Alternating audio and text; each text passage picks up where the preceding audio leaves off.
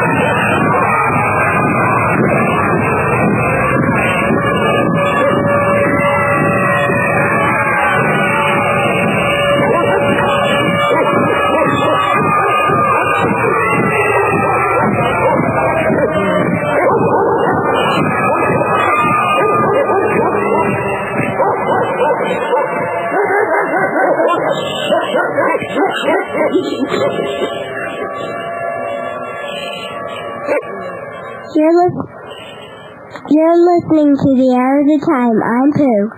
And I'm William Cooper. What happened? Huh? What happened? You started and then you stopped. Well, I thought we weren't on yet. Oh, yeah. I pledge allegiance to the flag of the United States of America and to the republic for which it stands, one nation, under God, indivisible, with liberty and justice for all. Thank you very much. You're welcome. Ladies and gentlemen, tonight I have a surprise for all of you.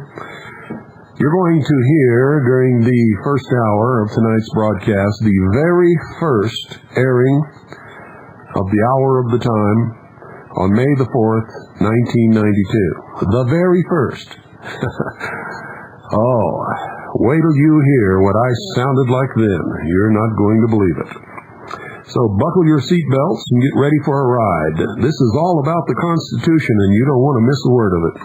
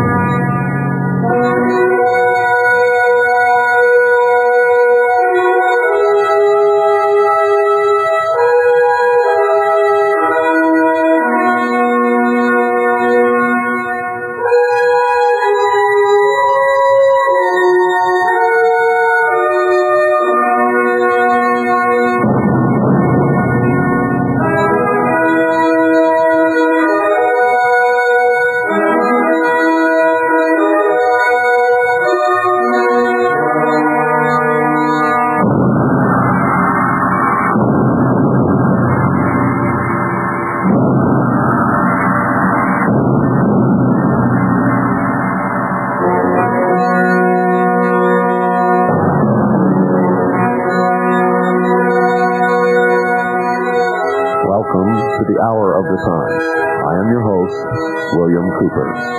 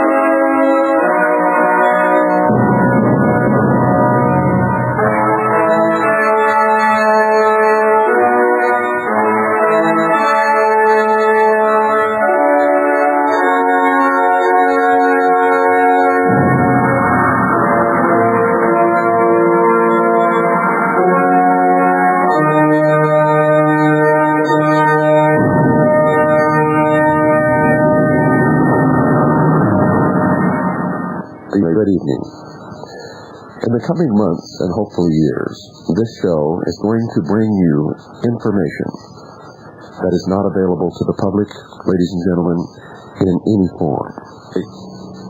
We will be a force for education of those who really have trouble understanding what's happening in the world, in our country, in our states, in our cities, and yes, even in our families.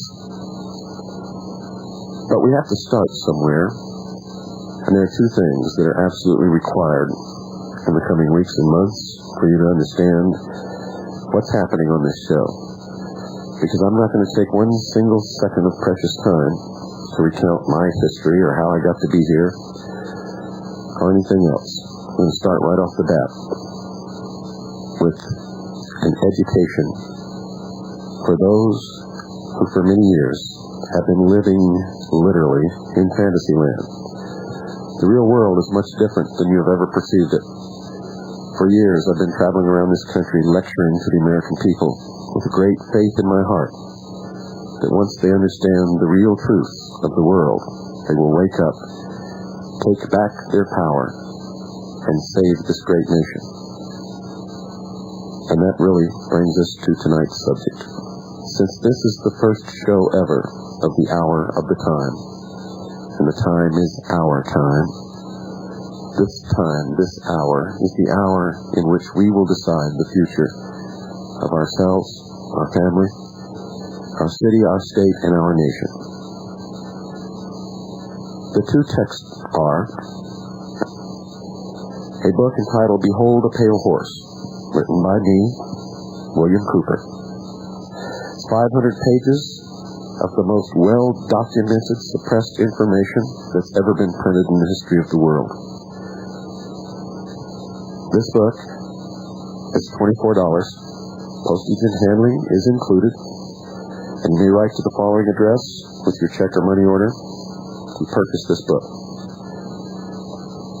Send it to Stan Barrington, Barrington, Post Office Box 889, Camp Verde, Arizona. Verde is Spanish for green, spelled V as in Victor, E-R-D-E. The zip code is 86322. That's Stan Barrington, Post Office Box 889, Camp Verde, Arizona, 86322. You can call Stan also at area code 602-567-6109. That's 602-567-6109. The other text for this program is the Constitution of the United States of America and the Articles and Amendment thereof. You are going to get that document tonight on this program. Because without a knowledge of the Constitution of the United States of America, you cannot listen to this show and understand what is being said. You can't understand where we're coming from or what it is that we're trying to do. In fact, without an understanding, a knowledge of the Constitution of the United States of America, you really don't know anything about your own country. For you see, ladies and gentlemen, the United States of America is and resides within only one place, and that place is the Constitution of the United States of America and the Articles and Amendment thereof. There is no other United States of America. You can't find it by picking up a handful of dirt or crossing a border or talking to people or standing within a geographical area. All of the rights, the freedoms, everything that we hold dear about this country, and I mean everything, literally, resides within that document. The United States of America will cease to exist and vanish from the face of the earth if that document is destroyed, if it is changed, if it is burned, if any of those things happen. This country, likewise, will be changed, burnt, destroyed, shredded. Most Americans have either forgotten that fact, or they were never taught that fact to begin with. The Constitution of the United States of America and the articles and amendment thereof are the United States of America. There is no other United States of America. That is why things are happening today that people don't understand. Everywhere I go, throughout this great nation, people approach me and say, "Bill, I know something is wrong. I can feel it in my gut." "I don't know what it is, Bill. Please tell me what is wrong." The first question I always ask them is, do you own a copy of the Constitution of the United States of America? And I have to tell you, folks, 9 out of 10 replies are in the negative. In other words, no, they don't own one. In many instances, when I am attacked because of my political views, I always ask the question of the person who's doing the attacking, because they don't understand who they are or what I'm all about. Because I only have one political viewpoint, and that is constitutional. I love this country, and this country is the Constitution. And I have sworn to protect and defend the Constitution against all enemies, foreign and domestic. And I did that when I went into the service of my country, in both the United States Air Force and the Strategic Air Command, and in the United States Navy, where I served with the Office of Naval Intelligence. I always look at these people who don't seem to understand. They think that if you love the Constitution, that you're a right-wing extremist. In reality, folks, if you love the Constitution, you are an American, and you're the only American. People who don't understand that don't even know what country they live in. And all you have to do to expose them is ask, "Tell me, what does the 3rd article of the Constitution of the United States of America say?" I've never had an answer yet. You can ask them any article. And in a recent poll of all those asked, if they knew what the Bill of Rights was, only 33% of all those polled could answer correctly. That is the reason, ladies and gentlemen, that our country is in serious trouble today. That is the reason that everyone feels in their gut that something is wrong, but they don't know what it is. Because if you don't know what your rights are, if you don't know what your country is, if you don't understand the Constitution and know it well, backwards and forwards, inside and out, and it's a short document, folks. It's a very short document. It's easy to learn. But if you don't know those things, then it is easy for your freedoms to be taken away, for your country to be changed in a direction that makes no sense to you, for you to lose your protection under the law, for you to end up in court thinking that you're in a constitutional court, but ultimately finding out that you are in an admiralty court and you have no constitutional rights in that court. All of these things are happening in America today. All of them and more. Fact. The 4th article and amendment to the Constitution, one of our primary rights under the Bill of Rights, under the first 10 amendments, for all intents and purposes is gone. And you all have watched it happen right under your noses on programs like Cops, Top Cops, Detective Cops, 911 Cops, Lady Cops, SWAT Cops, Cop Cops, Grandma Cops. And you haven't said a thing about it. On the contrary, I have watched entire living rooms, couches full of people, families, applaud these wrongs in the name of getting the crime and drugs off the streets. You see, those of us who have served in the intelligence community know where the drugs come from and what they're all about. They also know what it was designed to do. The war on drugs is not a war on drugs, ladies and gentlemen. It's a war upon the Constitution of the United States of America. The fourth article and amendment gives us the freedom, the protection, the right to safety and to be secure in our person and in our papers and in our belongings. And it guarantees that no cop from any precinct or any ward or any police station can just come in off the street, bash down our door, rip open our mattresses, search our person and our closets, tear up our floorboards, just because he doesn't like us. And the Constitution specifically states, as you will hear, that there must be a warrant issued. It must be signed by a judge. And it must be issued upon probable cause. It must name the exact location to be searched and the exact articles to be seized. The Constitution also gives us protection against the seizure of our private property, because it states that no property shall be seized without just compensation. However, every Friday and Saturday night, you all sit there in your chairs and you watch all of these things being violated. Police breaking down doors without identifying themselves. They rush in, they rip the house apart, they search everything. It's against the Constitution, the basic rights, freedoms guaranteed to us in this country. The reason why you allow it to happen and you cheer them on is because they're doing it to minorities, blacks, what some people would call poor white trash.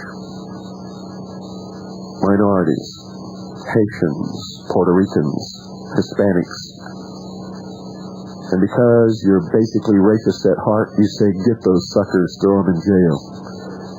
What you don't understand, though, is when you take away the rights of any single one of us, any one citizen in this entire country, you have taken the rights of all.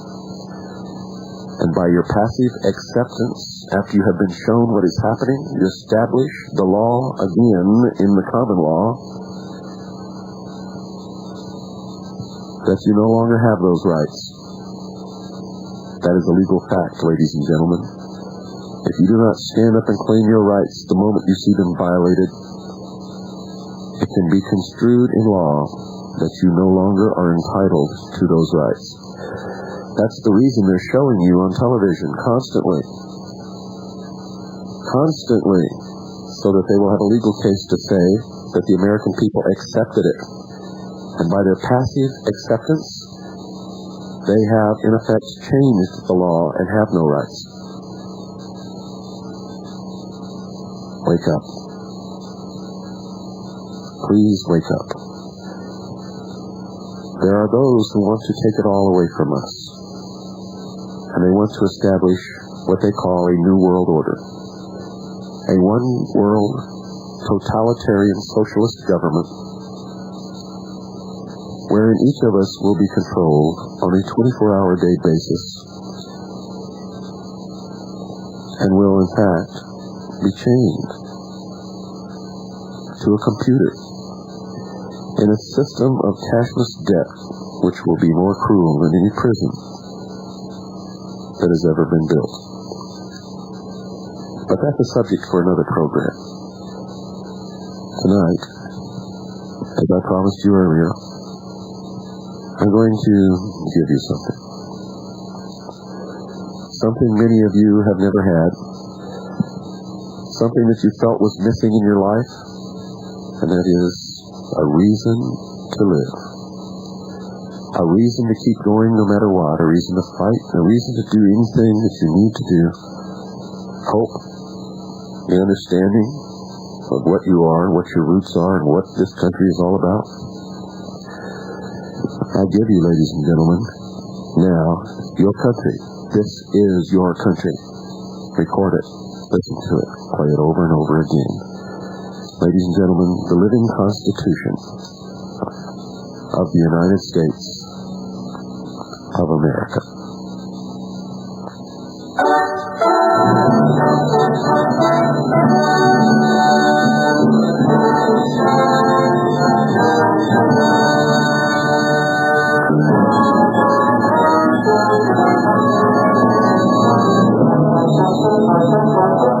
To carry on the War of Independence, and hence to secure their unalienable rights to life, liberty, and the pursuit of happiness, the 13 American colonies banded together in 1776 as the United States of America.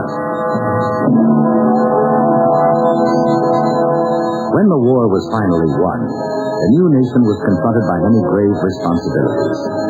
And it was soon realized that a strong federal government was needed to represent the mutual interests of the states and protect the rights of individual citizens. In 1787, delegates from the states met in Philadelphia to draw up a constitution adequate to the needs of the Union. The 55 delegates included such men as Benjamin Franklin, James Madison, Alexander Hamilton, and George Washington. It took them 4 full months to complete their task. Yet, in retrospect, that was a remarkably short time. For what these dedicated, far-sighted men achieved was nothing less than a permanent framework of government, a unique pattern for a democratic way of life. From that long-ago day to this, the Constitution of the United States has been the living heart and spirit of our nation.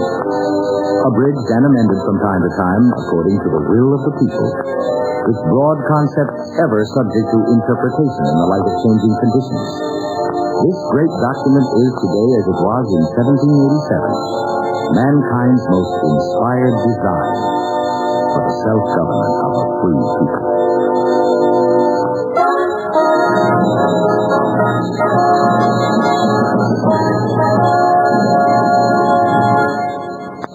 The supreme law of the land, the living Constitution of the United States.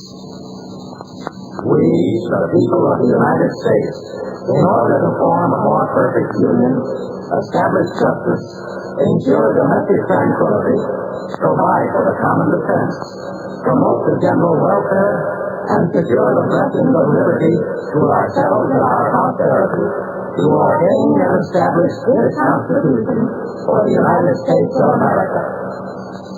The first 3 articles of the Constitution provide for the 3 branches of the federal government: legislative, executive, and judicial.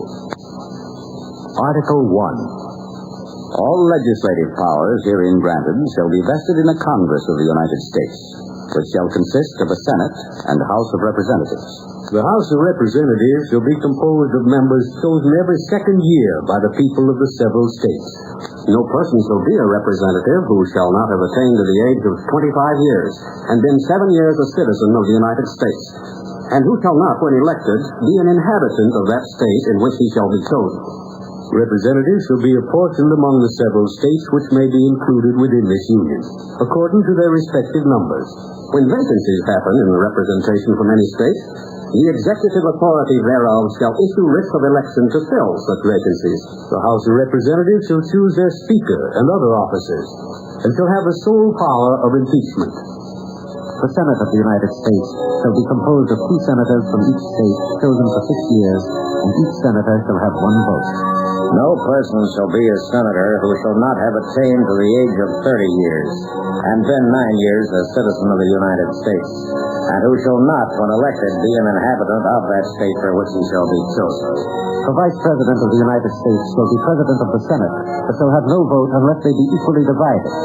The Senate shall choose their other officers, and also a President pro tempore in the absence of the Vice President, or when he shall exercise the office of President of the United States.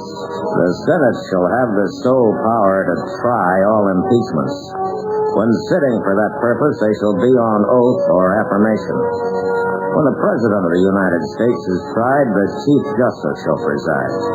And no person shall be convicted without the concurrence of 2/3 of the members present.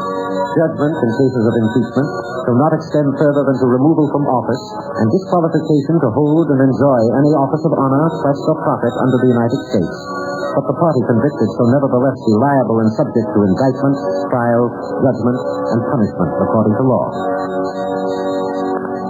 The times, places, and manner of holding elections for senators and representatives shall be prescribed in each state by the legislature thereof.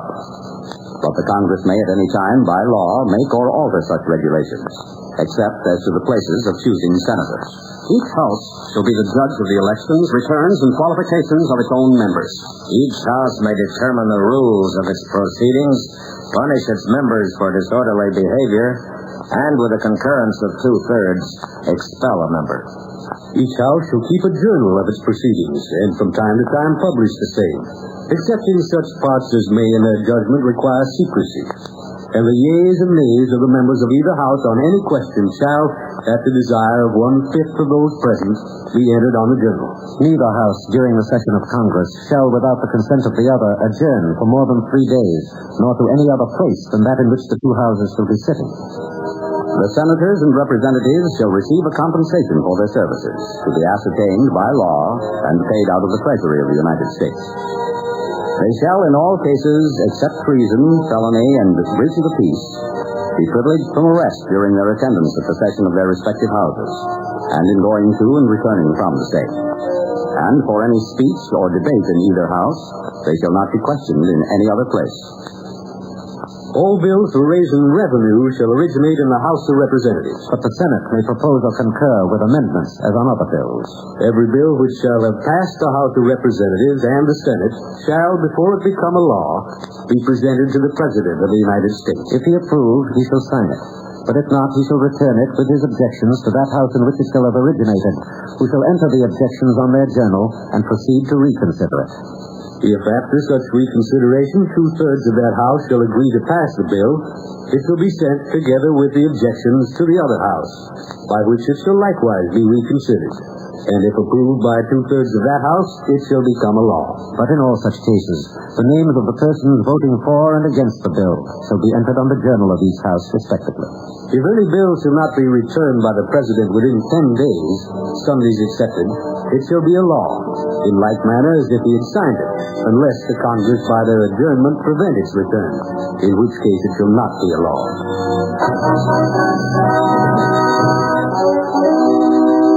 Article 1 of the Constitution concludes with 3 significant sections. The first of these sets forth the powers of Congress and is the basis of most federal legislation. The Congress shall have power to lay and collect taxes, duties, imposts, and excises, to pay the debts and provide for the common defense and general welfare of the United States. But all duties, imposts, and excises shall be uniform throughout the United States. To borrow money on the credit of the United States. To regulate commerce with foreign nations and among the several states and with the Indian tribes. to establish a uniform rule of naturalization, and uniform laws on the subject of bankruptcies throughout the United States, to coin money, regulate the value thereof, and of foreign coin, and fix the standards of weights and measures, to provide for the punishment of counterfeiting the securities and current coin of the United States, to establish post offices and post roads, promote the progress of science and useful arts by securing for limited time to authors and inventors the exclusive right to their respective writings and discoveries, to constitute tribunals inferior to the Supreme Court, to define and punish piracies and felonies committed on the high seas and offenses against the law of nations, to declare war, to raise and support armies, but no appropriation of money to that use shall be for a longer term than 2 years, to provide and maintain a navy, to make rules for the government and regulation of the land and naval forces, to provide for calling forth the militia to execute the laws of the Union, suppress insurrections, and repel invasion, to provide for organizing, arming, and disciplining the militia, and for governing such part of them as may be employed in the service of the United States, reserving to the states, respectively, the appointment of the officers, and the authority of training the militia according to the discipline prescribed by Congress.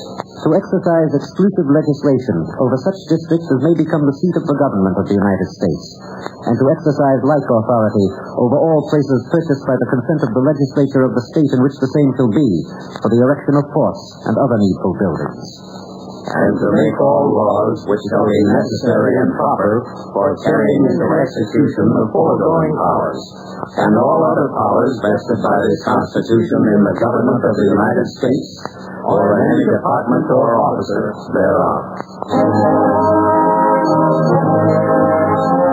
Having granted these powers to the federal government, the Constitution next imposes limitations to protect certain fundamental rights of the people.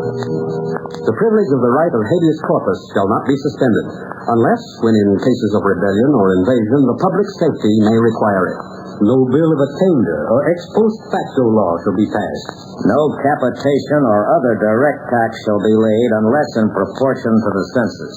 No tax or duty shall be laid on articles exported from any state. No preference shall be given by any regulation of commerce or revenue to the ports of one state over those of another, nor shall vessels bound to or from one state be obliged to enter, clear, or pay duties in another. No money shall be drawn from the Treasury but in consequence of appropriations made by law. And a regular statement and account of the receipts and expenditures of all public money shall be published from time to time. No title of nobility shall be granted by the United States, and no person holding any office of profit or trust under them shall, without the consent of the Congress, accept any present, emolument, office, or title of any kind whatsoever from any king, prince, or foreign state.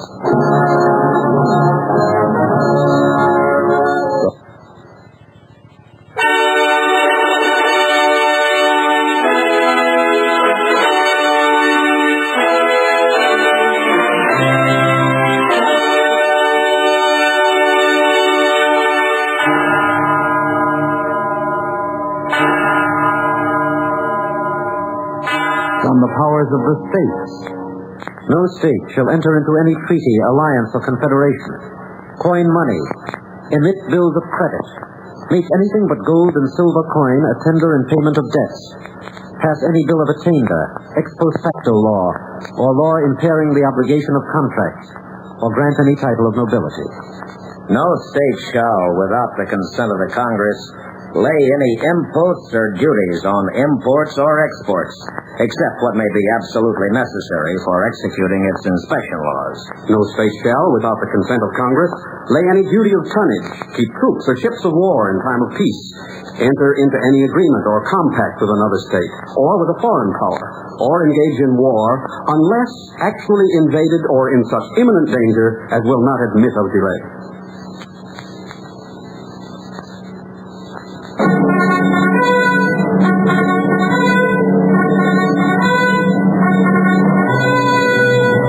Article 2 provides for the executive branch of the government.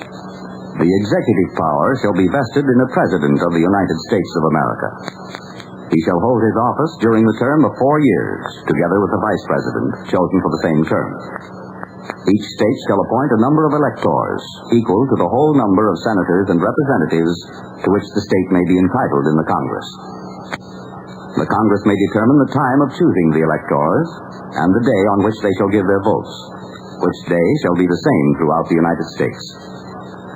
No person except a natural-born citizen shall be eligible to the office of President. Neither shall any person be eligible to that office who shall not have attained to the age of 35 years and been 14 years a resident within the United States.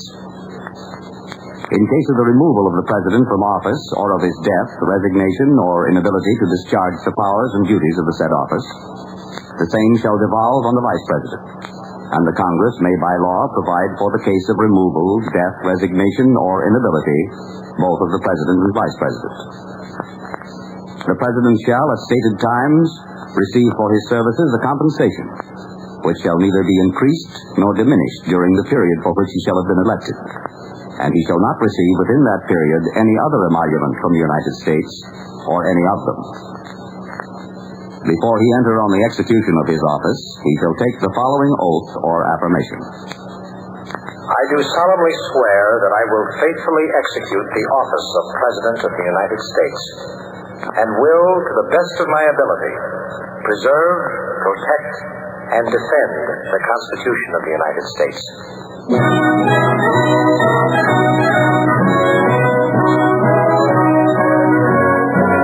The President shall be Commander-in-Chief of the Army and Navy of the United States, and of the militia of the several states, when called into the actual service of the United States.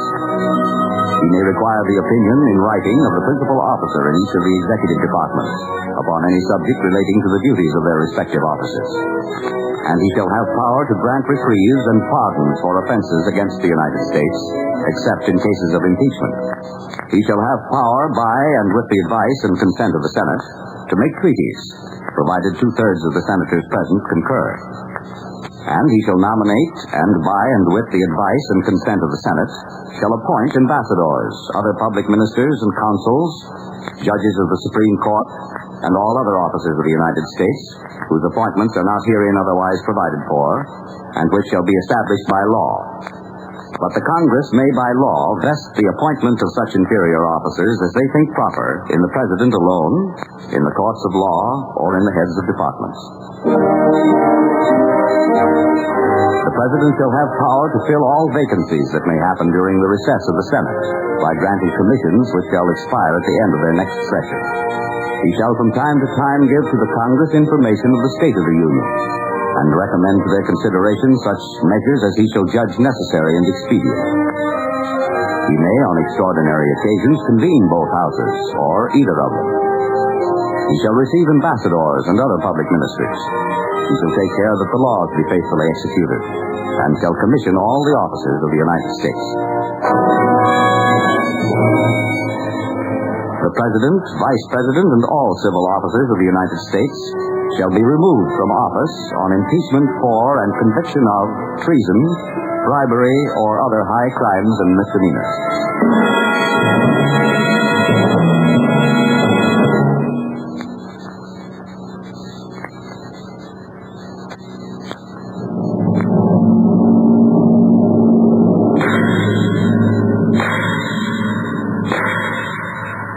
Article 3 provides for the judicial branch of the government. The judicial power of the United States shall be vested in one Supreme Court, and in such inferior courts as the Congress may, from time to time, ordain and establish. The judges, both of the Supreme and Inferior Courts, shall hold their offices during good behavior, and shall at stated times receive for their services a compensation which shall not be diminished during their continuance in office.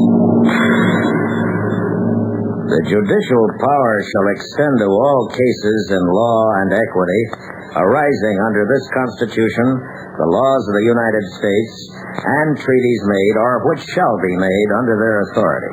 To all cases affecting ambassadors, other public ministers and consuls, to all cases of admiralty and maritime jurisdiction, to controversies to which the United States shall be a party, to controversies between two or more states, between a state and citizens of another state, between citizens of different states, between citizens of the same state claiming lands under grants of different states, and between a state or the citizens thereof and foreign states, citizens or subjects.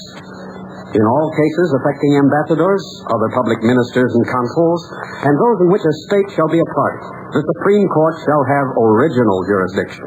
In all the other cases before mentioned, the Supreme Court shall have appellate jurisdiction, both as to law and fact, with such exceptions and under such regulations as the Congress shall make. The trial of all crimes, except in cases of impeachment, shall be by jury, and such trials shall be held in the state where the said crime shall have been committed. But when not committed within any state, the trial shall be at such place or places as the Congress may by law have directed.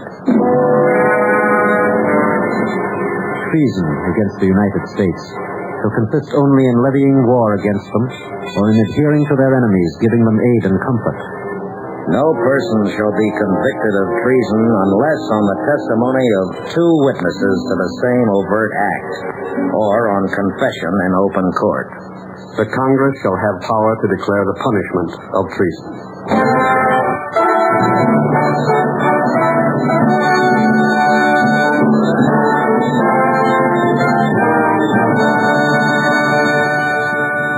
Following Following the provisions for the three branches of the federal government, the Constitution next establishes the mutual obligations and responsibilities of the states to each other, and the relationship that exists between the states and the federal government, guaranteeing certain rights to the citizens of each state. Article 4. Full faith and credit shall be given in each state to the public acts, records, and judicial proceedings of every other state. And the Congress may, by general laws, prescribe the manner in which such acts, records, and proceedings shall be proved, and the effect thereof. The citizens of each state shall be entitled to all privileges and immunities of citizens in the several states. A person charged in any state with treason, felony, or other crimes, who shall flee from justice and be found in another state, shall, on demand of the executive authority of the state from which he fled, be delivered up, to be removed to the state having jurisdiction of the crime. New states may be admitted by the Congress into this union, but no new state shall be formed or erected within the jurisdiction of any other state, nor any state be formed by the junction of two or more states or parts of states without the consent of the legislature of the states concerned, as well as of the Congress. The Congress shall have power to dispose of and make all needful rules and regulations respecting the territory or other property belonging to the United States. The United States shall guarantee to every state in this union a republican form of government, and shall protect each of them against invasion, and on application of the legislature or of the executive, when the legislature cannot be convened, against domestic violence.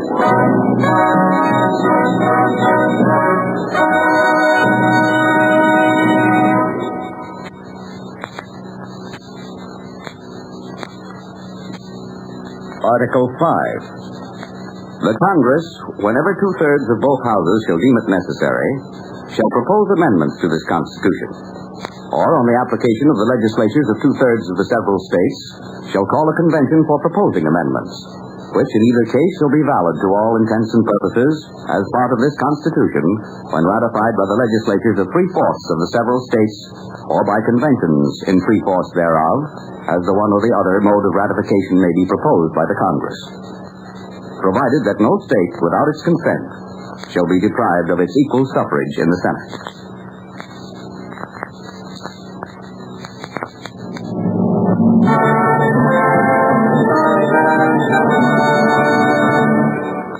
Article 6. This Constitution and the laws of the United States which shall be made in pursuance thereof, and all treaties made or which shall be made under the authority of the United States, shall be the supreme law of the land. And the judges in every state shall be bound thereby, anything in the Constitution or laws of any state to the contrary notwithstanding. The senators and representatives before mentioned, And the members of the several state legislatures, And all executive and judicial officers, both of the United States and of the several states, Shall be bound by oath or affirmation to support this Constitution. But no religious test shall ever be required as a qualification to any office or public trust under the United States.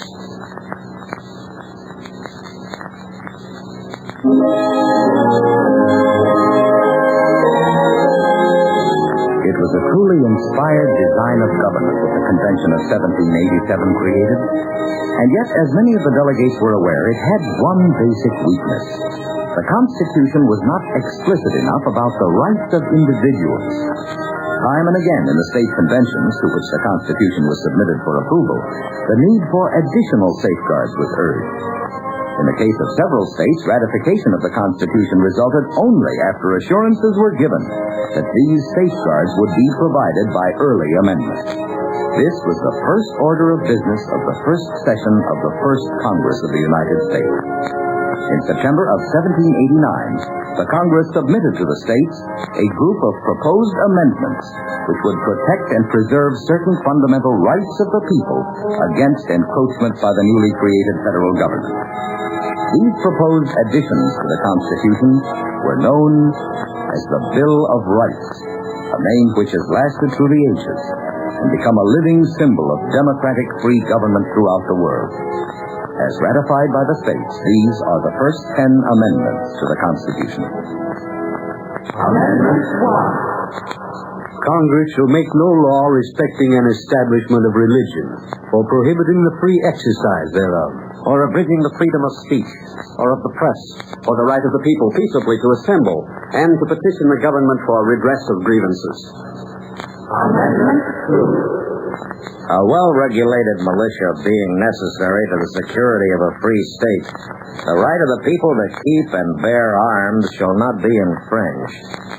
Amendment 3. No soldier shall, in time of peace, be quartered in any house without the consent of the owner, nor in time of war, but in a manner to be prescribed by law. Amendment 4. the right of the people to be secure in their persons, houses, papers, and effects against unreasonable searches and seizures shall not be violated. And no warrant shall issue but upon probable cause, supported by oath or affirmation, and particularly describing the place to be searched and the persons or things to be seized. Amendment 5. No person shall be held to answer for a capital or otherwise infamous crime unless on a presentment or indictment of a grand jury, except in cases arising in the land or naval forces or in the militia, when in actual service in time of war and public danger. Nor shall any person be subject for the same offense to be twice put in jeopardy of life or limb, nor shall be compelled in any criminal case to be a witness against himself. Nor be deprived of life, liberty, or property without due process of law. Nor shall private property be taken for public use without just compensation. Amendment 6. In all criminal prosecutions, the accused shall enjoy the right to a speedy and public trial by an impartial jury of the state and district wherein the crime shall have been committed, which districts shall have been previously ascertained by law, and to be informed of the nature and cause of the accusation. To be confronted with the witnesses against him. To have compulsory process for obtaining witnesses in his favor, and to have the assistance of counsel for his defense. Amendment 7. In suits at common law, where the value in controversy shall exceed $20, the right of trial by jury shall be preserved, and no fact tried by a jury shall be otherwise re-examined in any court of the United States than according to the rules of common law. Amendment 8. Excessive bail shall not be required, nor excessive fines imposed, nor cruel and unusual punishments inflicted. Amendment 9. The enumeration in the Constitution of certain rights shall not be construed to deny or disparage others retained by the people. Amendment 10. The powers not delegated to the United States by the Constitution, nor prohibited by it to the states, are reserved to the states respectively or to the people.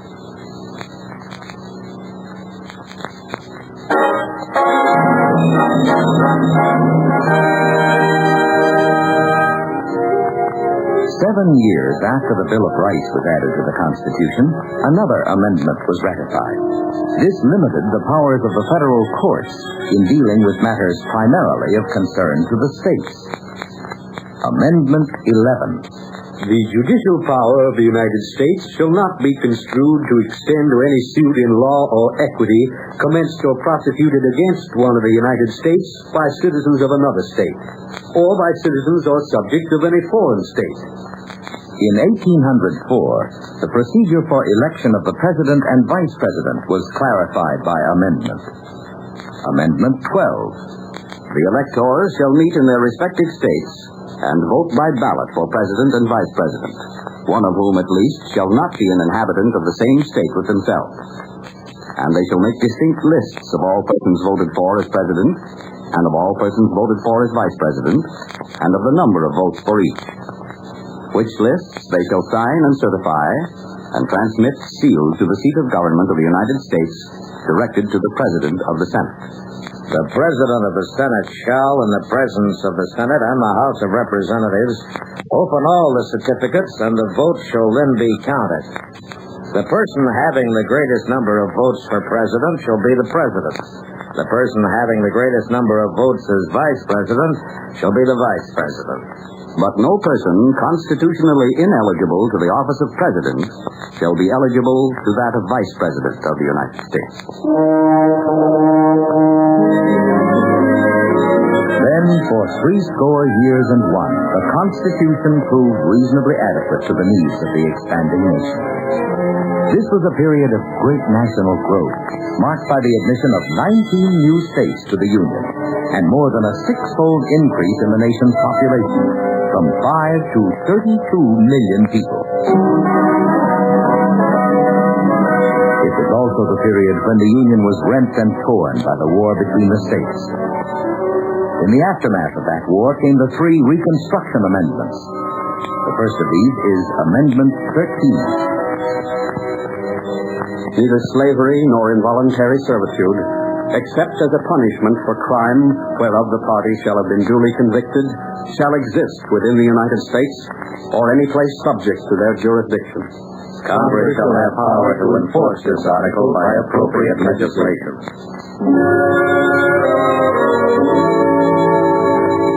Amendment 14. All persons born or naturalized in the United States and subject to the jurisdiction thereof are citizens of the United States and of the state wherein they reside.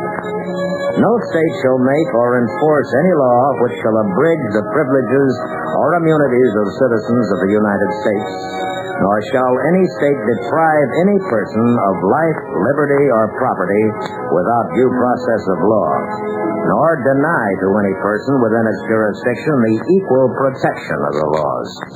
The Congress shall have power to enforce by appropriate legislation the provisions of this article. Amendment 15. The right of citizens of the United States to vote shall not be denied or abridged by the United States or any state on account of race, color, or previous condition of servitude. The Congress shall have power to enforce this article by appropriate legislation. 43 years passed, until in 1913 the power of the federal government to tax incomes was assured by Amendment 16. The Congress shall have power to lay and collect taxes on incomes, from whatever source derived, without apportionment among the several states, and without regard to any census or enumeration. The same year, a significant and fundamental change was made in the method of selecting senators. They had previously been chosen by the state legislatures. Amendment 17 provides for their direct election by the people. The Senate of the United States shall be composed of 2 senators from each state, elected by the people thereof, for 6 years, and each senator shall have 1 vote. When vacancies happen in the representation of any state in the Senate, the executive authority of such state shall issue writs of election to fill such vacancies, provided that the legislature of any state may empower the executive thereof to make temporary appointments until the people fill the vacancies by election, as the legislature may direct.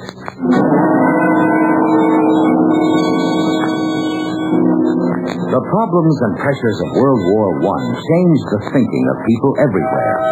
In the United States, 2 controversial amendments to the Constitution were proposed, fervently argued, and ultimately ratified. Amendment 18, which prohibited the manufacture and sale of intoxicating liquors, was subsequently repealed. Amendment 19. The right of citizens of the United States to vote shall not be denied or abridged by the United States or by any state on account of sex.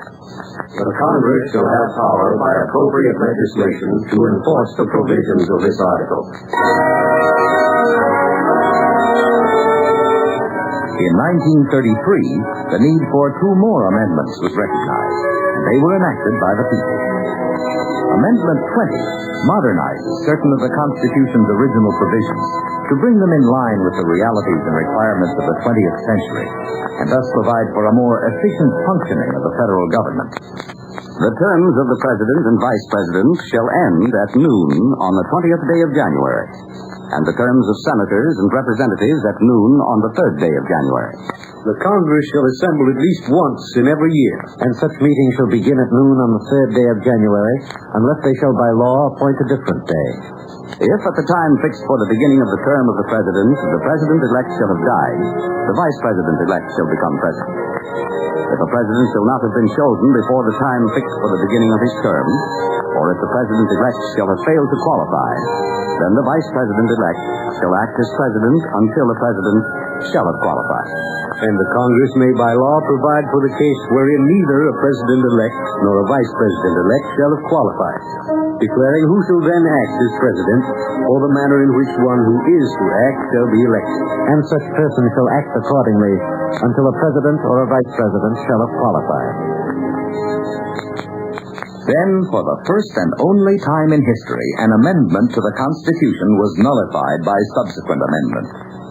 The 18th Amendment and the so-called Volstead Act, which had established national prohibition, were repealed by Amendment 21. But at the same time, the people extended to the states complete authority to restrict at their option the sale of alcoholic beverages.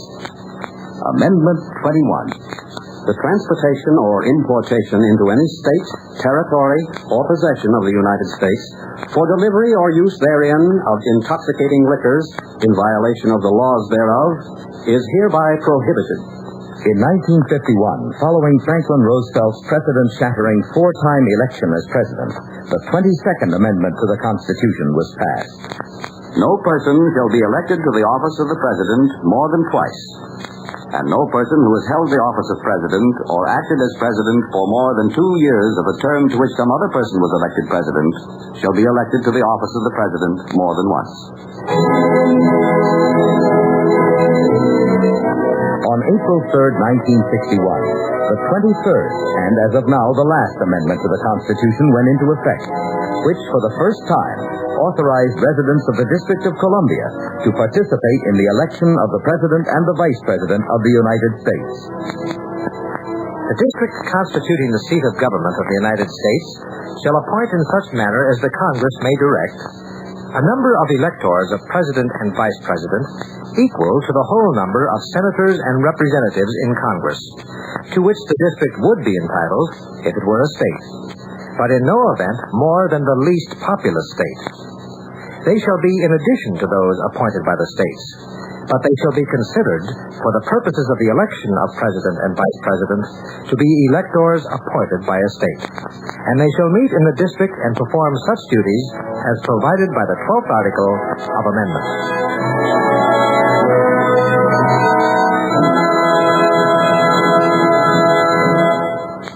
The living Constitution of the United States, supreme law of our land.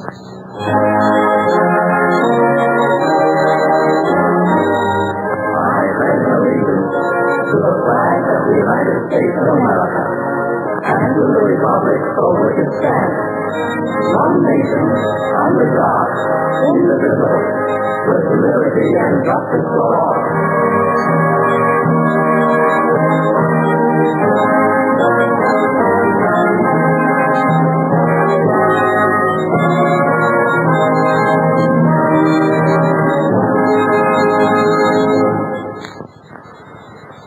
Thank you, ladies and gentlemen, for being my very special guests on this occasion of the very first broadcast of the Hour of the Time.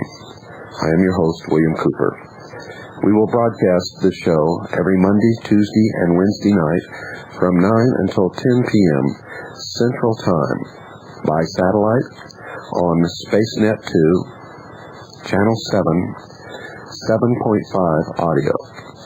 If you would like to inquire about available videotapes, my book, and other information, call Stan Barrington at 602-567-6109 or write to Stan at Post Office Box 889, Camp Verde, Arizona 86322. Good night, and God bless you all.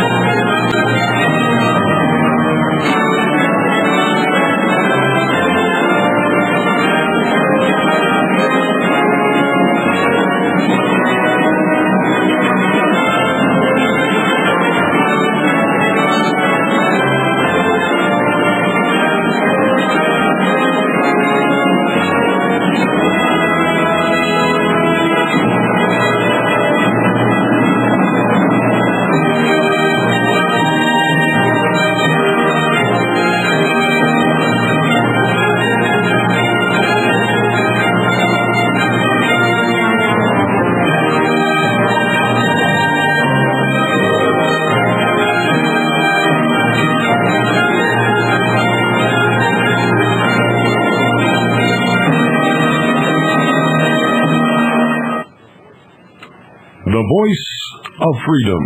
You're listening to the Worldwide Freedom Radio Network. We now return you to the hour of the time.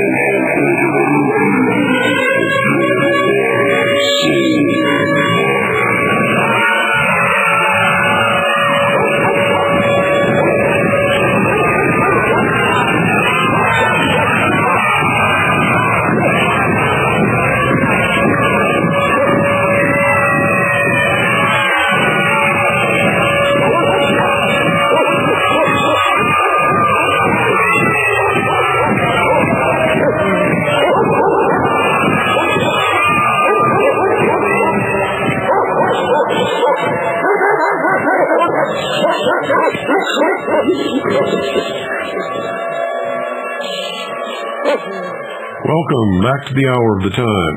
Well, how did you like that experience, ladies and gentlemen? I bet for some of you it was enlightening. Well, let's go to the phones for the rest of this hour. 520-333-4578 is the number. I sounded a lot different then, didn't I? And the beginning was the end, which shortly afterward became the beginning. If you understand what all that means, good evening. You're on the air.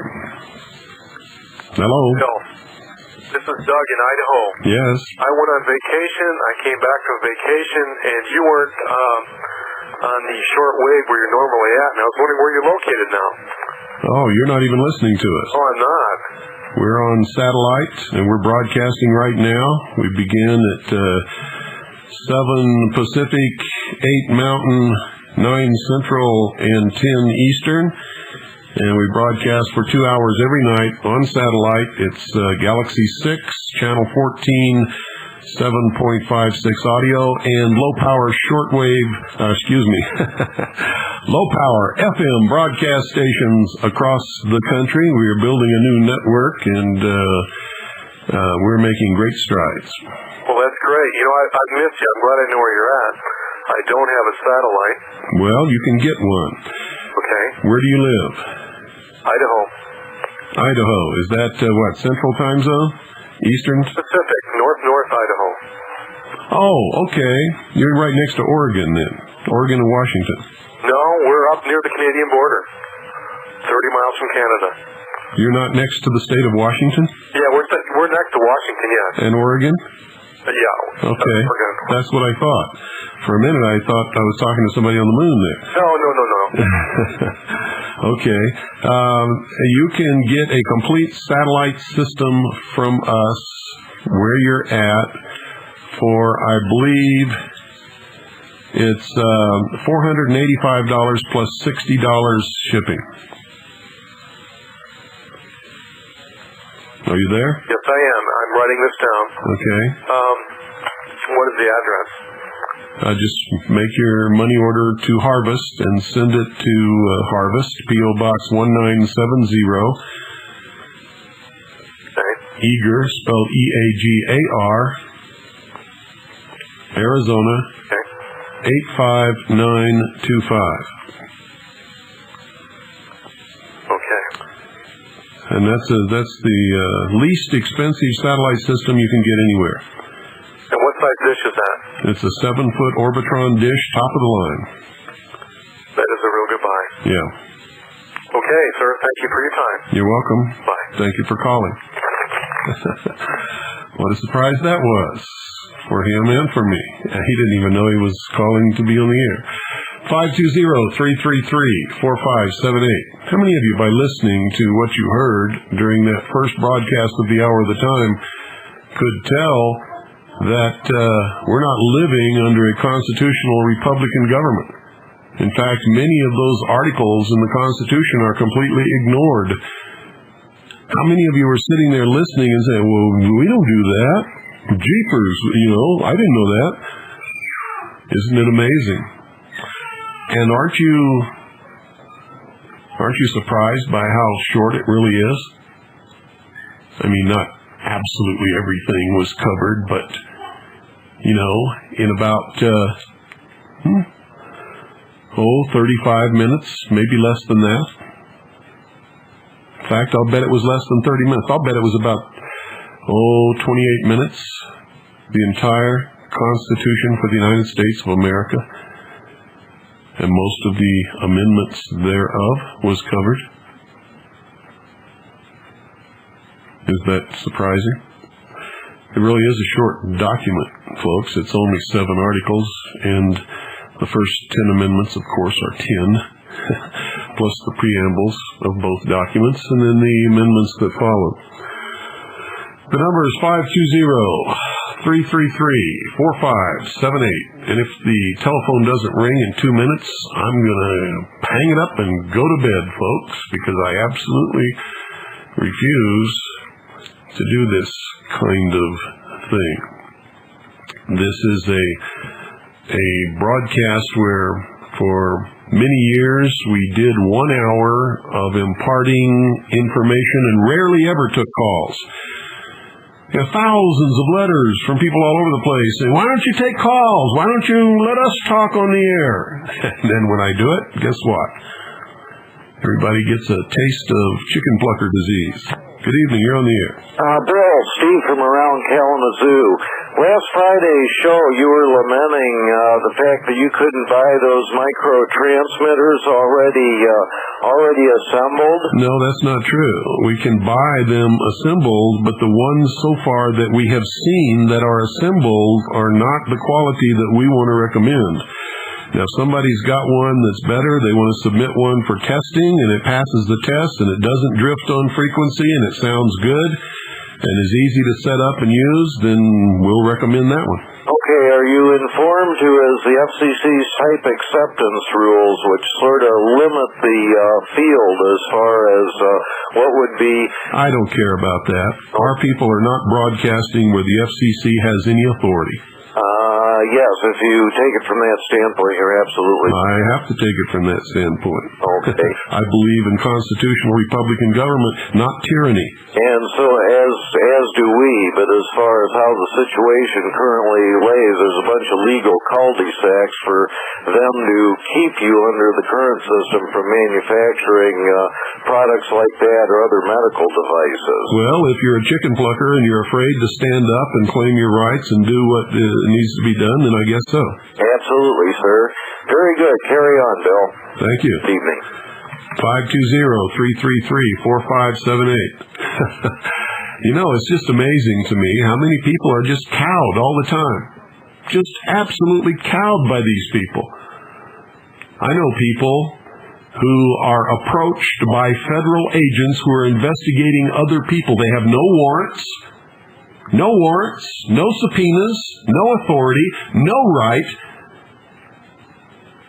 And they ask people to furnish documents on the other person, and they just do it. They just do it without being compelled lawfully or in any other way. It's just amazing to me how really cowardly people have become in this country. Good evening, you're on the air. Is this Bill? Yes. Bill, this is Jim from Florida. Hello, Jim. Just wanted to tell you I missed you on shortwave. Every now and then I can get on my mother-in-law's satellite and pick you up on satellite. But it's not consistent now. But I really have missed you on the shortwave. Well, I'll tell you what, I haven't missed shortwave at all. Certainly there's a tremendous difference in the reception on satellite. Well, I started on satellite and I'm back on satellite. I got a fax from a real wacko guy. He's a convicted felon. His name is Scarborough, and he says he claims in his not fax but email. He claims in his email that he's the one responsible for having me removed from radio. I wasn't removed from radio. I removed myself because I wouldn't deal with dishonest liars and manipulators, and I am still on radio. Well, those of us who have been regular listeners know that.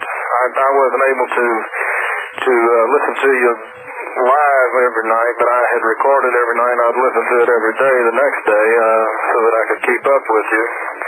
But I just wanted to let you know that, we have appreciated the information that you have gotten out, and just want to wish you all the best in this new endeavor. And if I can work things out, I'd like to become a part of this. Great.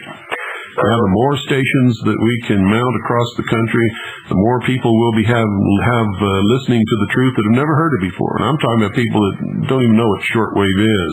Yeah. Will be able to tune to an FM station in their town or city or state and listen to the Hour of the Time and all the other wonderful broadcasting that we're going to bring. We're going to be going to 24 hours pretty soon, and it's going to be fantastic. We have some marvelous programming coming up.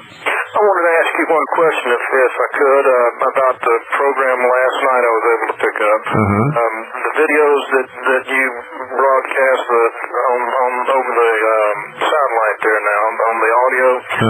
I think you only heard one, the first one. Right. Now, those were shown on A&E at last year, weren't they? Yes. I think they've been shown on different networks and different television broadcasting, whatever they are, over the years. They're not new. I had seen those. I didn't remember that's what it was though until I. Yeah, Henry Lincoln was one of the authors of Holy Blood, Holy Grail. Okay, well, Bill, one thing I do enjoy about this is certainly is easy to get into, on the telephone. I've tried many times before and couldn't get into you to talk to you. Well, that's because we had 10 million listeners then. I don't know how many listeners we have now, but most of the listeners that are listening now, especially on satellite, have been here from the very beginning. And so I'm sure they feel they know it all. And they probably heard me just destroy some of the most ignorant and asinine and stupid callers, so they may be a little hesitant to call. I call it the chicken plucker syndrome. Well, I just wanted to let you know I'm enjoying all my reruns of your tapes here, and I'm finding that I'm picking up many things I'd missed, even though I've listened to some of them half a dozen times, and I'm going through them with a notebook now and taking extensive notes on them. So wonderful. It's got its advantages right now, though, so in some review. That's wonderful. By the way, I'm filing suit against the IRS. In fact, two different lawsuits. They are blatantly flouting the law. I sent in Freedom of Information requests asking for specific information and documents, and they refused to disclose those information and documents, and so I filed appeals. And when I file the appeals, they have X number of days to answer. And they must either say that these documents and this information and this stuff does not exist, or they must furnish it according to the law. They did not even answer my appeals and will not even answer to this day. So I'm bringing suit against the Internal Revenue Service in those two incidents. And I understand that they are bringing a criminal investigation against me for the years that I have not filed and paid. And on October the 3rd, some people around the country have been subpoenaed to appear before a grand jury in Phoenix to testify about money that they have paid me over those years. And so it looks like they're getting a little bit, how do you say it, antsy. And there's going to be one hell of a court battle because we're going to fight them right to the wall. Got Larry Beecraft on my team and several other just tremendous legal minds and researchers, and we're going to take them to the carpet and use their own law, and we're going to pin them to the wall. Well, I've met Larry and visited with Larry in the past, and you got a good one. Yeah. Got a good one. Well, he's not the only one. I'm not going to tell you who all's on my team, but we've got a team that's going to just literally rip them to shreds. Well, I wish you all the luck in it, Bill. I see the opposition mounting as time goes on here, and it's becoming apparent that they're having to make their moves now out of even desperation in some situations. Well, they are desperate. You see, if the year 2000 ticks over and nothing has happened and there's no new world order, that's all over for them.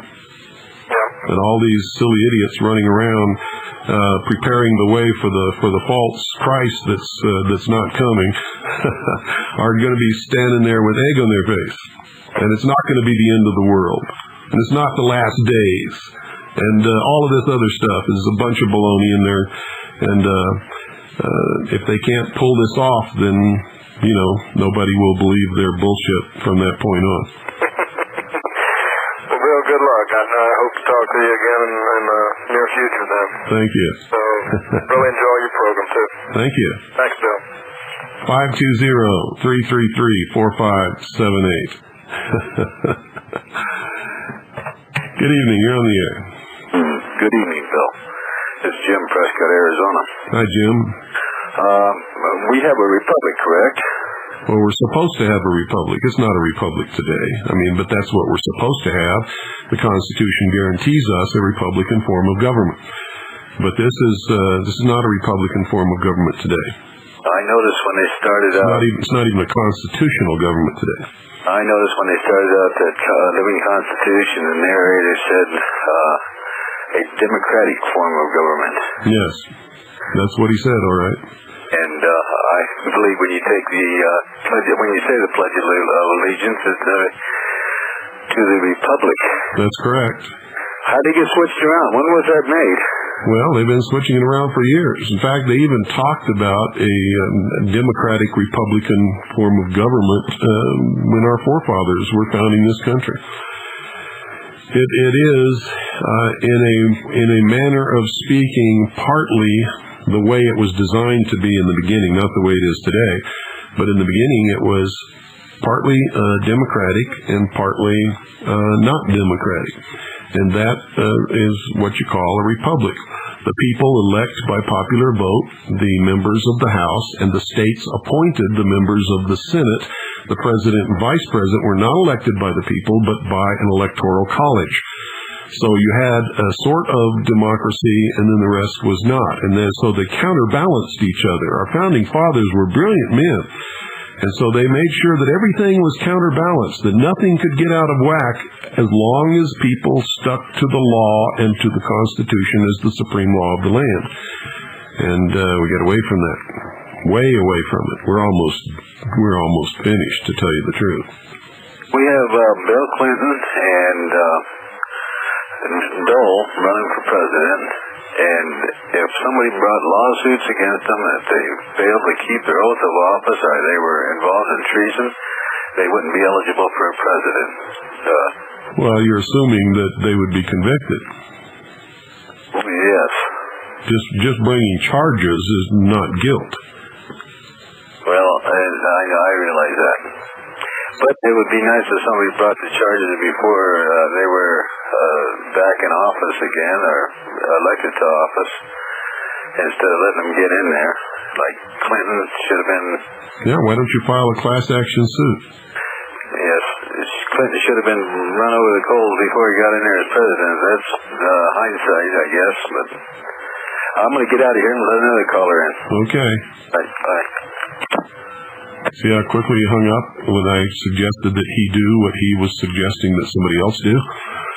Isn't that amazing? What are you all waiting for? Are you all waiting for me to do it for you? I mean, I've had my butt sticking out over the edge of the cliff for long enough, don't you think? I mean, I've been out here leading the charge and hoorah, putting myself and my whole family in danger.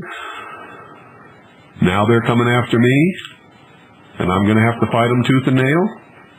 And I know many of you who have professed to be loyal Americans are just wilting in their wake. I know many of you, they've come to your door and asked for you to furnish checks, stubs, or records of money that you paid to me or to Harvest or whoever you purchased your books and tapes from, and you just meekly turned them right over without asking for warrants or authority or jurisdiction or anything else. It's amazing. And then you call up and suggest that I do something else for you. You do it! You do it! Good evening. You're on the air. Well? Yes. Hi, this is Jackie. Hi, Jackie. How are you? I'm fine, dear. I have a suggestion for your listeners who would like to get that rebroadcasting equipment and they don't feel that they can afford it. Why not get friends to go in? I mean, if 5 people went in together, you're looking at maybe $100 a piece. If 10 people went in, there's $50 a piece. Yeah, that's right. We've suggested that before, that people get together in their area, people who listen to the Hour of the Time, or people who get together and want to broadcast the network in their area. That's an excellent suggestion, and it'll work, too. It takes the burden off of one person and spreads it around over several people. And then you have a whole crew that can take turns running the station. And not only that, but you have a whole crew who can get out and leaflet in the radius where they're broadcasting and let people know where they are on the dial. That's correct. That's what we intend to do once we get set up here. I was talking to Sunny in Florida, and she has a group of people that she's going to be talking to see if they can do that. And Bill, I mentioned to you off air this past weekend, there's some, I don't know if you've seen them on internet, some reports going around, and none of this is confirmed. There are a lot of questions being asked and a lot of guessing going on, but they're talking about the possibility or the concern that shortwave is going to wind up being so overregulated that it won't even be able to be used. Well, that might be correct, and they've been trying to do that for many years, and that's one reason that we want to build this low-power FM network across the country. We can literally take the airwaves back. And that's what I was thinking as I've been reading these messages, that maybe what happened and the decision you made to get off shortwave, maybe you had a little help there from a friend in making that decision, and maybe this is coming at exactly the right time. I've got one short message here I'd like to share if it's okay with you. Sure, but first I'd like to say in response to what you just said, that God has always been my guide, and nothing has ever happened that hasn't been for some purpose in my life. Right, and you can sometimes, even though we don't see it when it's happening, we can look back and see it, can't we? Oh, yes. As a matter of fact, in my own personal case, when I heard George Bush talking about the New World Order, that was my hit in the head. And that, I mean, I knew for a long time that, you know, there were terrible things going on in our country, but I was one of those people that said, oh, well, what can I do? I'm only one person.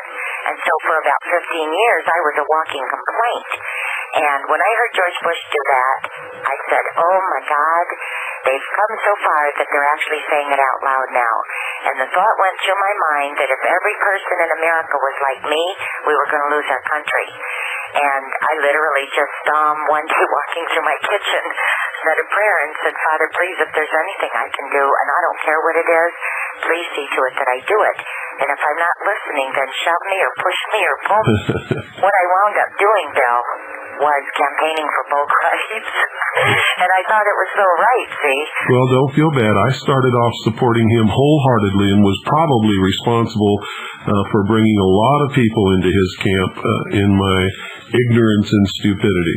Yes, well, but see, excuse me, for me, I can see that how gently he leads us to where maybe we're supposed to be, and maybe we're still not sure where we're supposed to be. Mm-hmm. But at each place in time, because I was in that campaign for 9 months, and during that time I met people like D.V. Kidd, wonderful people all over the country, and that's where we got the idea to start the networking. Uh-huh. And but when I pulled out of his campaign, when I was real clear there was something real wrong there, I was very discontented, and I thought, how could I have done so wrong? Because I asked, and I felt so right about it. Well, now I see that if I hadn't spent that 9 months where I was, I wouldn't be doing what I'm doing today. So I've learned to have a lot of faith even when things don't make sense to me. Mm-hmm. Understand? Oh, yes. Uh-huh. So anyway, this report that I wanted to read to you so that your listeners could hear this, the possibility, and as I said, I haven't confirmed any of this. There's a a lot of questions and answers going on. It says here the report did say that FCC would use a charge of, quote, violation of charter rules, citing that shortwave is to be used only for offshore broadcasting. Someone needs to find out. Any contacts? Or maybe we should ask those space aliens.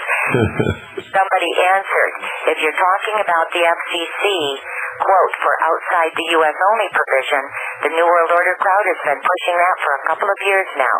If you listen to Radio for Peace International, the United Nations radio station in Costa Rica, they've been calling for shutting down the right-wing extremist militia station based on this provision for quite some time. If the report you heard was about this FCC provision, then I believe that after the election, a puppet dictator will pull out all the stops. One of them for sure will be to use this bogus rule to stop shortwave. So it's something for everybody to think about and to do everything you can to get together what it takes to get this rebroadcasting system going. And Bill, I want to thank you for what you're doing, because you really did take a big, maybe it didn't feel like it to you, but it was a huge step for you to go off shortwave and in a sense almost start over again. And I have a feeling that we're going to look back on this and say, thank God that you did this. So that's what I wanted to say. Well, thank you. And I have a feeling that you're right. No, I didn't think it was a great big step, and don't ask me why, because a lot of people think that it was, just like you do. But I saw it as a new beginning and a chance to really make a grassroots effort of the people work. It doesn't take an awful lot to do this, and everybody is disgusted with the establishment media and the communist news networks and the lies that they tell every day, and this is a method that we can reach the American people with the truth, and I think that it'll work. And, you know, some of the broadcasting stations out there today that are on shortwave, it just seems that more and more that some of the people who are taking the slots are questionable. I've been real concerned about it. What I see is a lot of disinformation coming off, and I'm not saying this is true in every case, but a lot of disinformation coming out of some of the shortwave broadcasts. And I hope that somehow with what you're doing, that you will keep a handle on it, that not to allow that to happen on this network. Oh, no, it's not going to happen on this network. We'll give anybody a chance if they want to have a chance, but the minute that they start passing out rumors and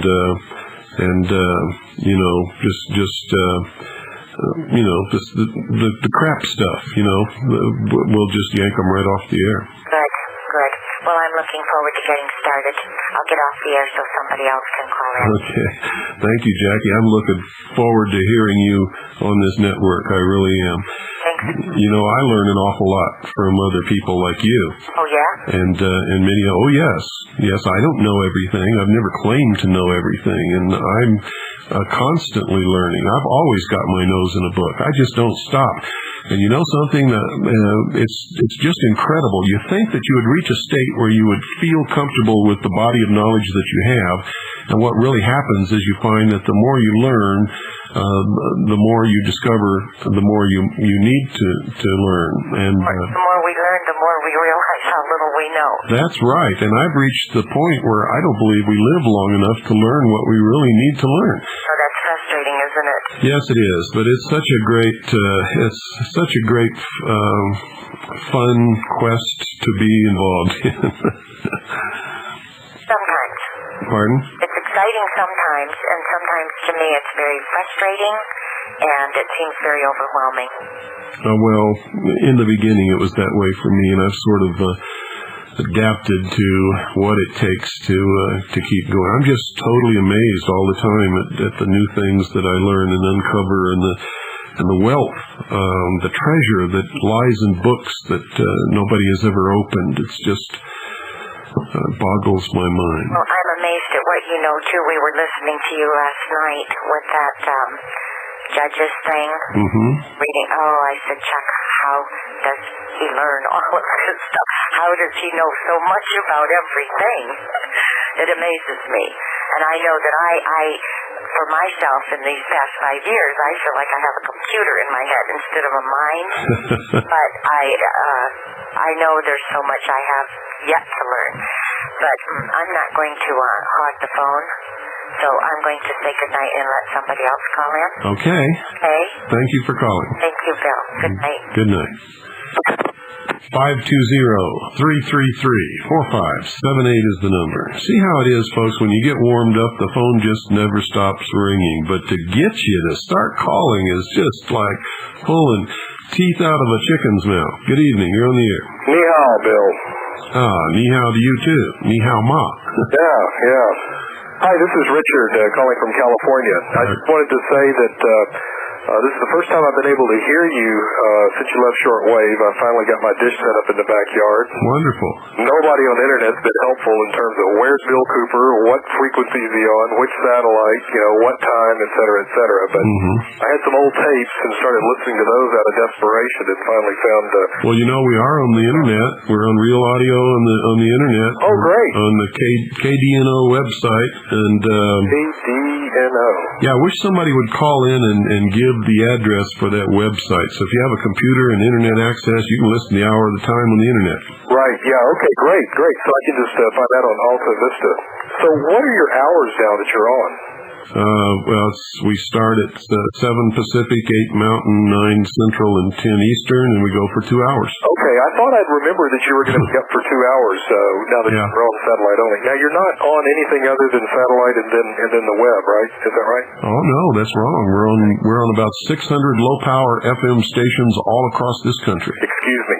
And I'm getting more and more letters every day from low-power FM broadcasters who tell me they're carrying this broadcast and that they want to carry the network. How about Silicon Valley? Are you on any stations out in Silicon Valley? I don't know. The best thing to do is when we're broadcasting, get your FM radio and just go through the bands. And through the dial. And go through the dial, and if you hear my voice or, listen on satellite, if you hear the same things on satellite on FM, then you got it. Somebody called me the other day and said that they heard me on shortwave. Yes, well, that was my next question. I was wondering if you were on shortwave anywhere. No, I'm not, but apparently somebody is sporadically or every night broadcasting this show on some shortwave station somewhere because people are telling me they're hearing it on shortwave. Great. Hey, I did want to bring up one of my favorite topics, and it's something that I haven't heard you speak about recently because I haven't heard you since early September, I guess late August. But I've been noticing lately, you've been hearing a lot of stuff in the dominant media about the denial that friendly fire brought down TWA 800. I was just curious what you had to add to that. I don't believe it was friendly fire. I know you've talked about it possibly being a submarine or balloon. I do not believe that it was any kind of an accidental missile firing. I believe it was an intentional shoot down with a missile from submarine, yeah. Right. There are just too many witnesses who saw that missile go up and hit that plane, and there are 2 people who photographed that missile. That was the next question. I'd heard of the existence of a photograph. Not just one photograph, several photographs. One woman was taking pictures on the beach, and then there was a man at some restaurant or something. He was taking pictures, and they both got this missile in flight. It's a SAM missile, same kind of missile that was used to shoot down our aircraft in Vietnam. Yeah. Those are only made by the Soviets. But that doesn't mean it was the Soviets or the Russians who shot that plane down. Right. But it was shot down with a missile. There is no doubt about it. Anybody who says otherwise is a barefaced, bald liar. And that's all there is to it. I tend to agree with you on that. It's interesting that what they're saying is that there was no way it was friendly fire.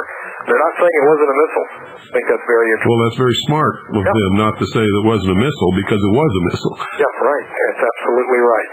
Well, thank you much, and I'll hang up as well and allow somebody else to get on. Great. Good talking to you again, Bill. Thank you for calling. Bye. 520-333-4578. Yeah, folks, TWA Flight 800 was shot down with a missile.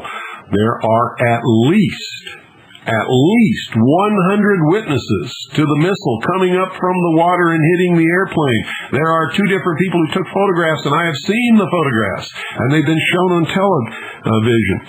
There is no doubt about it that plane was shot down by a missile. Good evening. You're on the air.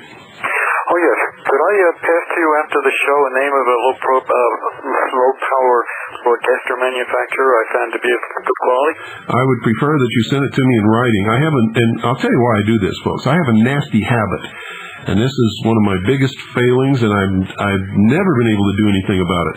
I jot things down on a little piece of paper, and 5 minutes later I can't find the piece of paper, or I look at it and I don't remember what it's all about because I didn't write all the necessary information.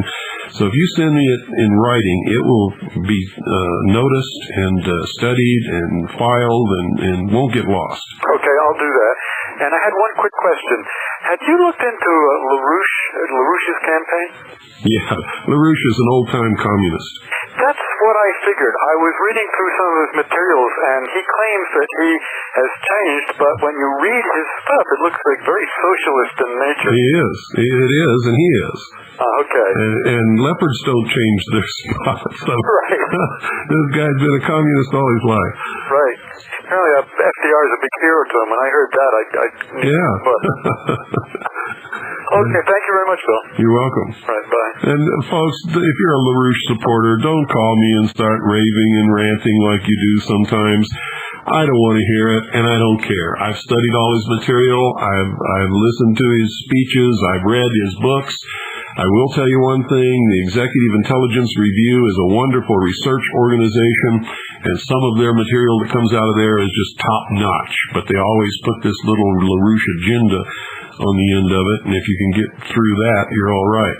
But as far as LaRouche goes, I've researched the man. I've researched what he's proposing and all of this other kind of. LaRouche is a communist, and I will not support him, nor will I lie about what he is.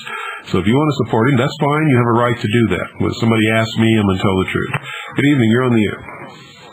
Hello. Hey, this is Charles in Georgia. Hi, Charles in Georgia. I should say, hey, Charles. Hey, you remember me? What I was calling about before I forget, if you change satellite positions, how can we find you? Oh, I'll let you know. I will not just be here one night and on another satellite the next. Well, you scared me a little earlier when you said you were on SpaceNet 2, Channel 7, Audio 7.5. No, that was a rerun of the very first broadcast of the Hour of the Time on May 4th, 1992. That's what I get for tuning in late. That's what you get for tuning in late. Speaking of disinformation, you should have heard Rush Limbaugh today. Oh, what is he up to now? Well, he's trying to discount the missile theory. Oh, really? Yeah. What you mean? He's calling all those over 100? Actually, let me tell you. I try to be very conservative so that nobody can throw figures back in my face. There have been different quotes as to how many witnesses there are, and I have heard as high as 300. We know that there is at least 160, 170 witnesses. I say 100 just to be safe, and it's absolutely safe. And 2 photographs taken by 2 different people of the same missile that all these other people saw go up and hit that airplane. Now, how is Rush Limbaugh sitting there on his pompous ass calling all of these people liars? He claims to have received 1,000 letters about the missile. 1,000 letters? Yep, 1,000 people have sent him letters saying it was a missile. Yeah. And he just laughs at them with no evidence. Well, what do you expect from a guy that's sitting on half his brain? Well, that's great. More and more people are catching on to Rush every day. Have you noticed a lot of Rush rooms are closed? Well, he really made me mad when he came out with something called a kook test. And well, we did an article on that in Veritas. He doesn't pass his own kook test. Is that right? Yeah, we did a long article showing how Rush is a kook according to his own test. In fact, Dr. Cuddy did that article, and he's just a fantastic writer and researcher. Well, I wouldn't listen to him, but I'm in my car, and oh, don't feel bad. When I travel, I always listen to Rush. He's very entertaining. He makes me laugh. He's funny. if you don't take him seriously, it's fun to listen to him, and he tells everybody that he's an entertainer and that you shouldn't take him serious, and he's only doing it for the ratings and the money, and nobody seems to listen to that. Well, so he's been honest about it. Do you think he knows what's going on, or is he just a buffoon? I think it's sort of half and half. I think he half knows what's going on, but doesn't want to hurt his pocketbook by talking about it because he knows he won't be on the air 3 minutes if he does. I think he sold his soul for money. That's what I think. Well, I appreciate your show, and I'll let somebody else get on the line. Okay. Thank you. Thank you for calling. Yeah, he talked about one time how he really got into this conspiracy stuff, as he calls it. It's really not a conspiracy, and anybody that wants to do the research will find out the truth. Rush, when I was traveling, I don't remember exactly when it was, but I was traveling. Annie and I were listening to Rush Limbaugh on the radio, and he was talking about how he was on the radio in Sacramento, California, and that people were sending him all this documentation. He started doing research and found out that all of this stuff was true, and he started talking about it on the radio, and he said, my ratings took a nosedive, and my career was in danger, and he says, I got out of that right away. He says, there's no audience in conspiracy radio. And I'm here for the entertainment, and I want to make the money, and I want the ratings, and I'm an entertainer, and that's what this is all about, and I don't want to hear any of that conspiracy stuff. I heard him say it, folks, with his own mouth. So, Rush is he's telling it up front. He's not trying to fool anybody, so if you take him seriously, that's your own fault. 520-333-4578. And we've still got about, 14 minutes to go in this hour, the end of the second hour of the 2 hours of the time. 520-333-4578 is the number. Good evening. You're on the air. Well, howdy, Bill. Hello. Little item for you. As you know, I have satellite since I'm listening to you, and also subscribe to the West Coast television service, that 24 or whatever it is. Anyhow, KPIX, Dave McElhatton, a couple of weeks ago, mentioned that they had the sister station in New York had some highly credible person who claimed that the missile was launched from a submarine and went completely through the aircraft and did not explode, went up to some high altitude and fell into the ocean. That could be. That's what Dave McElhatton announced, but I'd never heard it again. It's a possibility. So that's mainstream media, but they never repeated it. Yeah, we do know it was a missile. We do know it was launched from a submarine. We do not know who the submarine belonged to. We do know that C-130 and that Black Hawk helicopter were out there looking for that submarine. And it was not a routine scheduled exercise. It was a SOSUS alert, and that's what we know. One thing you could speculate that it was probably radar guided since it dead centered the aircraft. Well, yes, I would tend to make that assumption. Okay. Thank you for calling. Anything else? Nope, he's gone. 520-333-4578. I had not heard that before. If anybody out there got a recording of that broadcast, I would appreciate getting a copy. By the way, if you ever want to send anything to us, folks, the address is Harvest, Harvest, P.O. Box 1970. That's P.O. Box 1970, Eager, spelled E-A-G-A-R, Arizona 85925. That's Harvest, P.O. Box 1970, Eager, Arizona 85925. Good evening. You're on the air. Yes, this is Shirley calling from Illinois. Hello, Shirley. Yeah, I knew Jackie. I met her when we were campaigning for... Shirley, wait a minute. I need you to do something. What? I need you to turn down your radio or your satellite. I'm sorry. Whatever it is you're listening to. Oh. The feedback is echoing through my brain, and I'm going to just melt in a second. I didn't even think about that. Oh, it sounds much better now. I've been sitting here on the phone, trying to get through to you. Uh-huh. But I wanted to know about your new book. We haven't got our Veritas yet, you know. Well, Veritas hasn't come out yet. Oh, okay. We lost our staff, and I'm struggling to learn the PageMaker program. And when it does come out, it's probably not going to be the number of pages that it has been until I learn how to do this. Sure. I'm struggling just to get an issue out, you know. Okay, you know. But I wondered about your new book, you know. Oklahoma City Day One? Yeah. It is through the printing process, and it's been bound, and it should have been loaded on a truck and should be on the way to us right now. How many days it's going to take to get here, I don't know. When it gets here, we'll bring Michelle from Oklahoma to sign all the books that she needs to sign, along with me. And the ones that don't need to be signed, we'll start shipping them as soon as we get them. Yeah. Well, I want one of them. I got your other book, you know.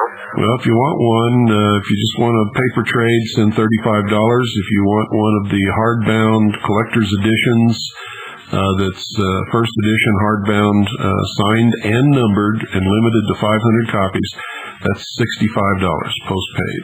Yeah. So take your pick and send us the money, and we'll get it off to you. Make sure it's a money order. I want to tell you, I really appreciate what you and Jackie's doing. Jackie was here in Springfield. I met her when we was campaigning for Bo Bright. We found out, you know, the hard way. Well, me too. I found out the hard way. But, But you know, if we hadn't have found out the hard way, we would never have known. no, hey, that's the truth. It woke my eyes up, and my husband's too. Yeah. And we're working here in Illinois trying to do things, but you can't get people to wake up. They don't want to wake up, I don't think. There'll come a day when they'll be forced to, and but we got to do our thing, you know. I mean, we can't. We try to wake them up. They make fun of us, you know. well, don't, you know, so what? Yeah, that's what we said. So what, you know? Yeah. I mean, we woke up, and I will say that Bo Bright woke us up, and when we did what we did, I have never campaigned before in my life. And I did it for that man, and then come find out he's a liar. Kept saying he's going on TV. He lied to us so many times that it wasn't funny. Yeah. Yeah, well, he's been doing that from the beginning. And people are just now beginning to understand. Yeah. So, it was a great shock to all those Christians who followed him all those years to hear him talk about his son's past life regression and his belief in reincarnation and all of this other. No, you know, we went and talked to his his vice president or whatever, something about some kind of an animal, I don't know. And we couldn't, that Manasseh. Oh, he was teaching British Israelism, huh? Are you there? Yeah, I'm here. I'm trying to think of that guy's name. His vice president or something. And something about an animal. And me and my husband, we didn't understand what the heck that was all about. Huh. Well, without hearing it, I can't comment on it. Yeah. I thought you were talking about Ephraim and Manasseh, but you weren't. But I didn't know, we didn't understand it, you know, as some kind of animal, and they were going to do something, and so we came to our senses, and thank God for it. And listening to you, we tape you every night. We got us a satellite dish, and my husband's thinking about going, you know, and broadcasting. Good, wonderful. But we haven't got into it yet, but I'd say this winter, well, he'll get right into it, you know? Good. Need as many people as we can get, all over the country. Yeah. And, but we thank you, Mr. Hoover, for doing everything you're doing. Well? You're interesting, and like tonight, that was very interesting. Well, good. Very interesting. Good. That was our very first broadcast, over 4 years ago. We've been taping you for a long time, you know. And listen to you all the time. Wonderful. Let me get somebody else in here. Beg your pardon? I said, let's get somebody else. And I thank you, Mr. Cooper, for what you're doing. You're welcome. Thank you for calling. 520-333-4578. Well, that's somebody else who was in there helping the warrior monk. Were you listening the other night about the Templars talking about the warrior monks? How many times have you heard Grites refer to himself as a warrior monk? What do you think he's talking about, folks? Good evening. You're on the air. Good evening, Bill. It's Monty from Vermont. Hi, Monty. How are you? Pretty good. There's an interesting little bit about the missile theory. No, it's not a theory. It's a fact. Yeah, I agree with that. And as you notice from some of the maps that we saw, you got that many witnesses and photographs. It's not a theory. It's a fact. Yep, that and coinciding with the flight maps pretty much lines it all up in one big neat package. Yep.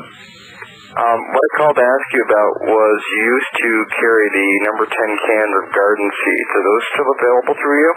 I think they are, but let me check and I'll make an announcement on the radio. Okay. Because I hate to say they are and you send in some money and then find out that they're not. So I'll call Jim tomorrow and find out. Okay, that's all I had to ask. All right. Thanks, Bill. You're welcome. 520-333-4578. We got time for maybe one more call, maybe two, and then we'll hang it up and go to bed for one more night. 520-333-4578 is the number. While I'm waiting for that call, I'll figure out what in the world am I going to play for some lead-out music tonight. Maybe I'll do that one. Let me see here. Good evening. You're on the air. Yeah, Bill, it's Dan from Texas. Hi, Dan. I hadn't heard anything about the deal with the president. I hadn't heard you say about it here today. He signed there. He's going to sign the bill, which is going to give, I think it's close to 2 million acres in southern Utah on that, or Red Rocks area, I believe they called it, and turn it into some kind of a national monument. I haven't been keeping up on that. I don't really recall anything about it. It was on CBS News with Dan Rather, and they had Robert Redford on there again. Oh, Robert Redford. That's a wonderful reason to give away land, because Robert Redford endorses it. Yeah, supposedly he'd been fighting this for 10 years or something of that, but I just thought it was interesting. It's a whole huge sort of kidney-shaped area they showed on the map in South. He was fighting against it? Well, no, Redford been fighting, against public exploitation, as he called it. I guess evidently there's one of the largest coal reserves in the country or in the world underneath it, and supposedly this is protected from being developed. Another Redford had been fighting for something like 10 years, to get this thing turned into a monument or something to stop this development. National park or something like that? They're calling it a national monument. I know they had Orrin Hatch on there saying something about, well, this should go to some kind of a thing for the people to vote on it and all that, but evidently Clinton's signing it under some rule, or Congress has no say in it or anything else. Well, Clinton has no say. This is ridiculous. This belongs to the state of Utah. How can Clinton give away the land that belongs to the people of Utah?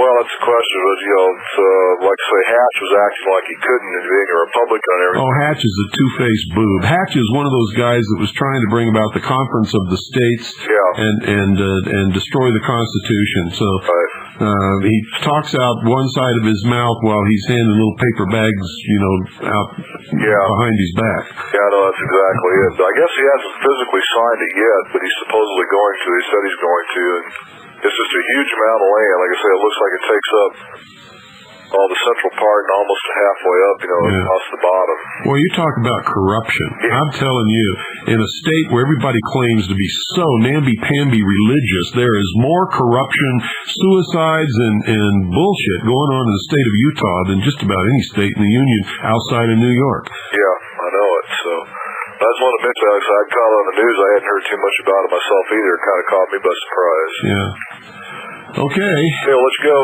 Thank you. Night. And folks, good night. And God bless each and every single one of you.